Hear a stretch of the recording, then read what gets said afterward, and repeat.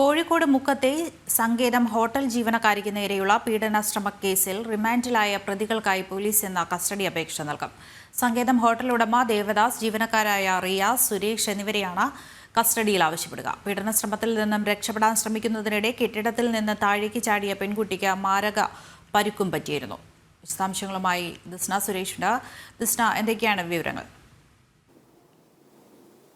ദൃശ്യം നമുക്കറിയാൻ സാധിച്ചിരിക്കുന്നത് ഈ പ്രതികളെ കസ്റ്റഡിയിൽ വിട്ടുകിട്ടണമെന്ന് അപേക്ഷിച്ചുകൊണ്ട് താമരശ്ശേരി കോടതിയിൽ ഇന്ന് കസ്റ്റഡി അപേക്ഷ നൽകുമെന്ന് തന്നെയാണ് നമുക്കറിയാൻ സാധിച്ചിട്ടുള്ളത്. എന്തായാലും കഴിഞ്ഞ ദിവസമാണ് കേസിനാസ്പദമായ സംഭവം ഉണ്ടാവുന്നത്. മുക്കത്തെ സ്വകാര്യ ഹോട്ടലിൽ സാകേതം എന്ന ഹോട്ടലിലെ ജീവനക്കാരിയാണ് ഈ പീഡന ശ്രമം ചെറുക്കുന്നതിനിടയെ സ്വകാര്യ ഹോട്ടലിന്റെ കെട്ടിടത്തിൽ നിന്നും താഴേക്ക് ചാടി യുവതിക്ക് ഗുരുതരമായി പരിക്കേറ്റിരുന്നു. നമ്മൾ ആ യുവതിയുടെ മൊഴിയൊക്കെ തന്നെയും കണ്ടിരുന്നു. പിന്നീട് അവർ പരാതിയുമായി രംഗത്ത് വരുന്നൊരു സാഹചര്യമാണ് ഉണ്ടായത്. ഇത് സംബന്ധിച്ച് ഹോട്ടൽ ഉടമയായ ദേവരാജ, റിയാസ്, സുരേഷ് എന്നിവരെ പോലീസ് പിന്നീട് കണ്ടെത്തുന്ന ഒരു സാഹചര്യം ഉണ്ടായിരുന്നു. കേസ് കഴിഞ്ഞ് കുറെ ദിവസം ഇവർ ഒളിവിൽ താമസിച്ചതിന് ശേഷമാണ് ഇത്തരത്തിൽ പ്രതികളെ പിടികൂടുവാൻ സാധിച്ചിരുന്നത്.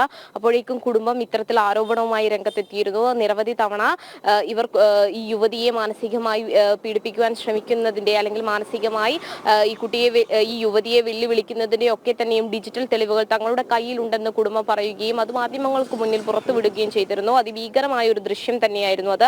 അതിൽ പ്രധാനമായും നമ്മൾ കണ്ടിരുന്നത് ഈ യുവതിയെ ഇങ്ങനെ ആക്രമിക്കുവാൻ ശ്രമിക്കുകയും യുവതി നിലവിളിക്കുകയും ചെയ്യുന്നതൊക്കെ തന്നെയും നമ്മൾ ആ ദൃശ്യങ്ങളിൽ നിന്ന് വളരെ വ്യക്തമായി കണ്ടിരുന്നു. എന്തായാലും കേസിൽ റിമാൻഡിലായ പ്രതികളെ ഇപ്പോൾ കസ്റ്റഡിയിൽ വിട്ടുകിട്ടണമെന്നൊരു ആവശ്യം തന്നെയാണ് പോലീസ് ഉന്നയിച്ചിട്ടുള്ളത്. എന്തായാലും ഇത് സംബന്ധിച്ച് കസ്റ്റഡി അപേക്ഷ ഇന്ന് സമർപ്പിക്കുമെന്ന് തന്നെയാണ് നമുക്ക് അറിയാൻ കഴിഞ്ഞിട്ടുള്ളത്. എന്തായാലും മാരകമായി പരിക്കേറ്റ യുവതി കോഴിക്കോട് മെഡിക്കൽ കോളേജിൽ നിന്നും ഇപ്പോൾ സ്വന്തം വീട്ടിലേക്ക് മടങ്ങിയിട്ടുണ്ട്.